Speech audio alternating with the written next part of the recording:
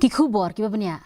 Ka Presiden Keri ka Droupadi Murmu kan saple patba ya ka Jingrakhe ya ka Jubili Ksiar jong ka Indian Council of Agricultural Research ICAR ha Umiam ribhoi la syai ka sngi.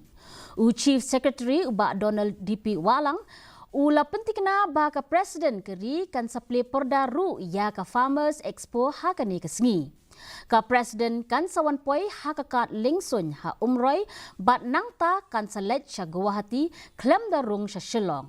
On sesenran lang yaka da Menteri ke Sorkar Pedeng jong ketenat ke rep karyang Shivraj Singh Chauhan lembat ulat ke Meghalaya Governor CH Vijaya Shankar bat Menteri Rangba Kongrat ke Sangma.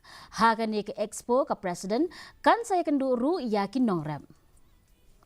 She's coming basically to inaugurate the Golden Jubilee celebrations of ICAR and also the Farmers Expo, which will be held on the 9th. This will happen between 11:30 and 2:30 p.m. She'll be landing in Umroi and have the function in ICAR complex only. So she's not traveling to Shillong city. And after the function, then she'll go back to Guwahati, and from Guwahati, then she'll proceed onwards.